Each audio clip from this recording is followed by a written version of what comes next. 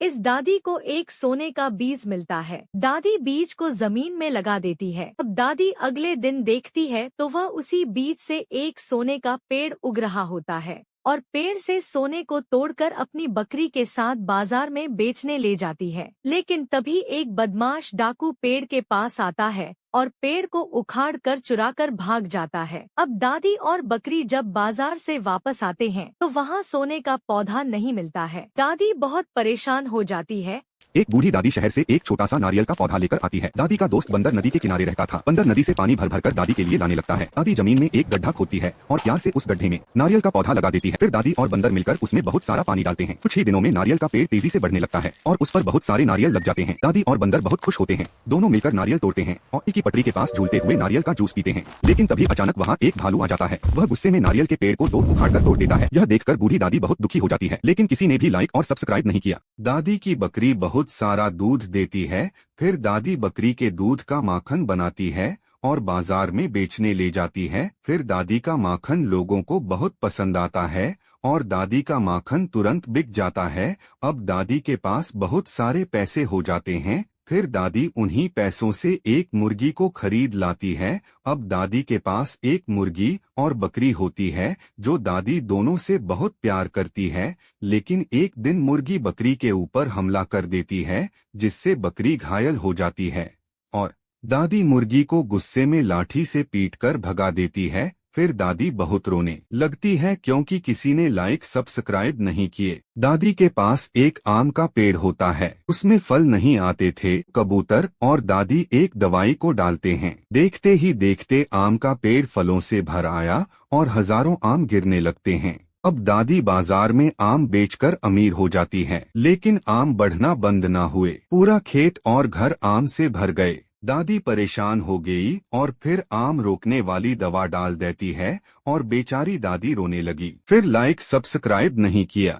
एक सूखे से गांव में एक बूढ़ी दादी अकेली रहती थी। एक दिन उसे जंगल में एक चमकता हुआ रहस्यमय अंडा मिला। दादी ने उस अंडे को अपने आंगन में मिट्टी में दबा दिया। कुछ ही दिनों में वहां से एक अजीब पेड़ उग आया जिसकी शाखाओं पर फल नहीं, जादुई अंडे लगे थे। लेकिन एक दिन लालच में गांव वाले आए और जादुई अंडे तोड़ने लगे। जैसे ही आखिरी अंडा टूटा, पूरा पेड़ रोशनी बनकर गायब हो गया। सुबह दादी के आंगन में सिर्फ एक छोटा सा सुनहरा अंडा बचा था। दादी मुस्कुराई और बोली, जादू लालच से नहीं। एक दादी समोसा खाते हुए रेगिस्तान से जा रही होती है और वहाँ समोसा खाकर रेगिस्तान में फेंक देती है। रात को तेज बारिश होती है और समोसे को नामी मिल जाती है और उसमें से एक छोटा सा समोसे का पौधा बाहर आता है। लेकिन तेज गर्मी से समोसे का पौधा सूख जाता है। तभी वह दादी का नजर उस पर पड़ता है और वह दूर दूर से पानी लेकर डालती उसे पौधे का ख्याल रखता है।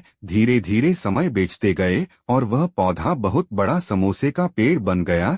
लेकिन आप लोगों ने दादी के लिए लाइक और सब्सक्राइब नहीं किया। दादी और बंदर दूर दूर से बर्फ लेकर आते हैं और दोनों मिलकर एक बर्फ की बस बनाते हैं। जब बस बनकर तैयार हो जाती है तो दादी उसे शहर लेकर जाती है। शहर में सारे लोग दादी की बस में बैठते हैं और इस तरह दादी बहुत सारा पैसा कमा लेती हैं। लेकिन एक दिन जब बस रोड पर खड़ी होती है तभी एक पीला बंदर आता है और दादी की बस लेकर भाग जाता है। बस को रोड पर ना पाकर दादी और बंदर यह देखकर रोने लगते हैं। फिर किसी ने लाइक नहीं किया।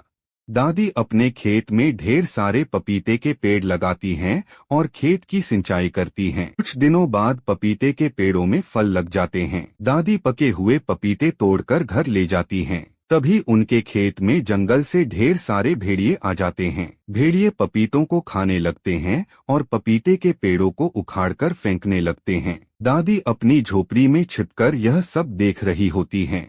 फिर दादी तुरंत रेस्क्यू टीम को फोन करती हैं। रेस्क्यू टीम आती है और सभी भेड़ियों को पिंजरे में बंद करके जेल ले जाती है। लेकिन दादी फिर भी रोने लगती हैं क्योंकि किसी ने लाइक और सब्सक्राइब नहीं किया। एक ट्रक रेगिस्तान के रास्ते अमरूद लेकर जा रहा होता है। तभी एक अमरूद ट्रक से सड़क पर गिर जाता है। फिर रात को बहुत तेज बारिश होती है और अमरूद को थोड़ी नमी मिल जाती है। कुछ दिनों बाद वहां से एक छोटा सा अमरूद का पौधा उग आता है। धीरे धीरे तेज धूप के कारण वह पौधा सूखने लगता है। तभी वहां से एक बूढ़ी दादी गुजरती है। दादी पौधे को सूखता हुआ देखकर बहुत दुखी हो जाती है। दादी पास की झील तक जाती है और अपने हाथों से एक छोटी सी नाली बना देती है। नाली से पानी बहता हुआ पौधे तक पहुंच जाता है। पौधा पानी पीकर धीरे धीरे हरा भरा होने लगता है। कुछ महीनों में वह पौधा एक सुंदर और बड़ा अमरूद का पेड़ बन जाता है। अब उस पेड़ की छाया में बूढ़ी दादी और सभी जानवर आराम करने लगते हैं। ठंडी छाया और मीठे अमरूद देखकर सब खुश हो जाते हैं। तभी बूढ़ी दादी की आंखों से आंसू निकल आते हैं